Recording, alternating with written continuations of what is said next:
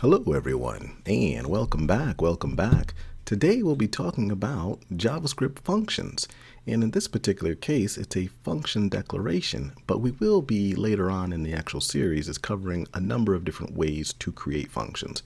But today we'll be creating a short, quick, simple function just to get your feet wet a little bit. Okay, so open up your favorite text editor and let's begin coding. Now what you'll notice here is I have an index.js file, and for that file what we're going to do is just simply start out with our actual function. And how that's going to be is we'll define it. So we'll just write the comment here. We don't need the comment, but just for your notes. So we want to define the function first. And I guess to keep it really simple, let's create a function using the function keyword. And then from there, what we can do is have the function have a purpose. Our purpose for this function is going to be simply to say hi. So I'm just going to call it say hi, in which I can call it anything that I would like. But in this case, it's a function that's going to say hi. So it's pretty descriptive. And what I'll do is, since our output will be in the terminal, I will console.log hi. Okay. Now it is defined. Now if I try to run this, nothing's going to happen. So if I do, let's say node and index.js, which is the name of the script file, and run, nothing's actually going to happen there because I've simply defined it. I defined the function called say hi. So what I need to do now is call or invoke the actual function. Okay. So that means, okay, you've actually written the blueprint for it in which it's say hi, but now we need to call it. We need to make it run. So what I do is do open close parentheses, and now I'm actually calling it. And now everything inside this actual function will run. So if I do node index.js, and you'll see I have the output hi. Okay, if I had another line in here, let's say console.log super hi or super hello, and I'm still calling it right here. All right, and then if I run that, I have hi and super hello. And of course I could copy that. I could copy that and say I want to see that output numerous times, so 3 times. Okay, and then you see the output right below there. So this is just a quick, simple function that we just wrote here. Not too bad. Again, for review, we define it, in which it's called say hi, and then we call it or invoke it, which is right here, say hi. Okay, now let me comment this out, and let's talk about why we would actually create a function in the first place. If we wanted to add 2 numbers, let's say let x equal 2 and let y equal 3, and then if we were to console.log that, if I can type properly, and let's say x plus y, which we already know the outcome of that. All right, so we're expecting 5, and so if I run that down here, let me just clear this and run that. And we do see 5. That's obviously, we were expecting that, right? But what happens if we want to continue adding 2 different numbers? Okay, let's say let p equal 1 and let w equal 0. All right, then we would have to then write that again, in which we would then console log yet another one. Let's say, okay, so we'll do the p and plus the w. Okay.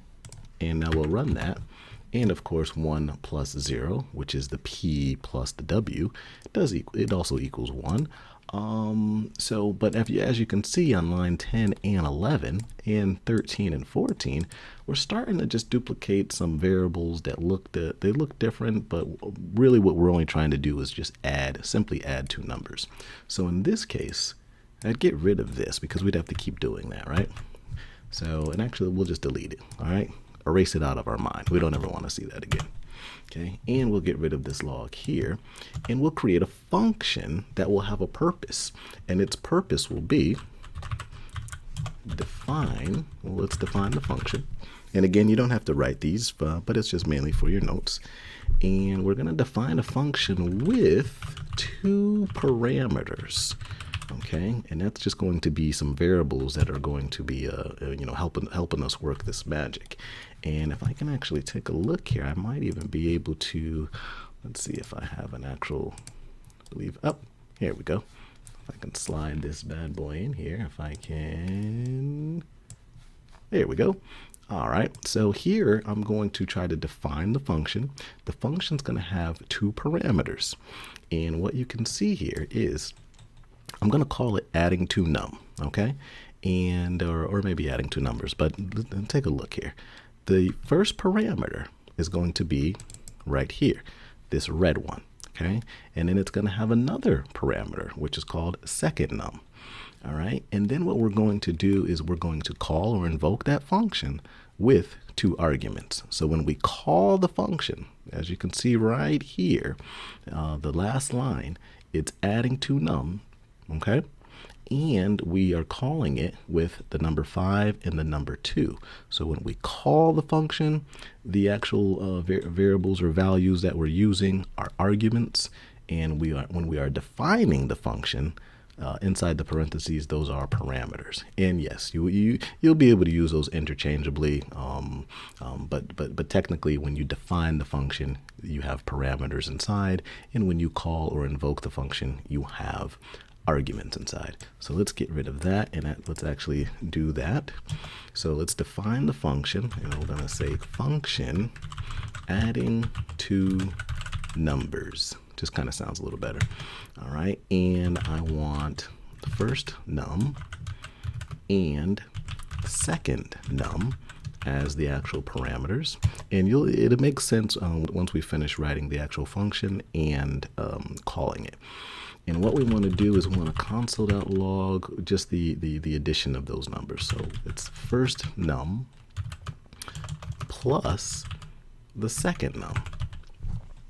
Okay, now again, nothing's going to happen here because we are not calling it at all. We did define it. We have first num and second num, and as these are parameters, we do not need to define them anywhere. Like we don't have to say let first num and then leave it like that. Or I didn't finish typing that. We don't have to do that. We don't have to say let first num equal. We could do that. But in this case, let's just leave it as is. And what we'll do now is call the actual function that we created. So call the function. And again, how do we do that? Well, we just type in the name of the function that we defined on line 12. And we're going to give it some values. I think in the picture we had 5 and 2. Okay, and now we can run this. All right, and 5 and 2 are the arguments here. And if I slide this back in, again, notice the relation here. These parameters and arguments, they need to be in order. Okay, so the first num is related to the 5. So 5 represents the first num. And where'd my image go? And the second num is the 2. Okay. And where is that actual? There it is. Okay, so the first num represents the 5, and this 2 represents the second num. Okay, and now let's run it to see exactly what we get. And you can see the 5 plus the 7, or first num plus second num, equals 7. All right, so there we have two simple functions, one with no parameters at all, which was the saying hi, which we can always run that again. All right, and we have a second function called adding two numbers, which takes in two parameters, first num and second num. And when we call that, okay, we get the actual output, kind of as expected, first num plus second num, or 5 plus 2, in which we get the 7. Okay, and then you know what? So let's add it, let's use it again. I guess the big picture really is, all right, using the actual function with different values. Okay, so, and then we can do that with, let's say, 10 and 100. As long as we keep those arguments in order, as are the actual definitions for the actual function that we created on line 12, we'll be able to actually run this function right here 3 times with 3 different values.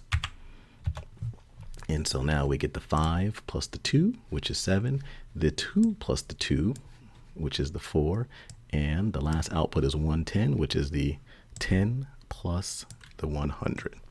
Okay, and I think we're going to leave it at that because there's definitely a lot to absorb there. But what I want you to do is just play around with the creation of the actual functions. We'll step away from the functions and start looking at some arrays and objects, and then we'll come back to 3 different types of functions and talk about some more purposes of these functions as in returning the values, because these functions can send this information to other parts of our program. So we want to practice that as well. But this is enough right here just to kind of get your big toe wet, or your pinky toe, and we'll leave it at that. If you have any questions, leave a you can leave a comment in the comment sections. Subscribe and hit the notifications so you can actually get the additional details, and or at least know when the other videos are coming out. And that is it for today. Stack out.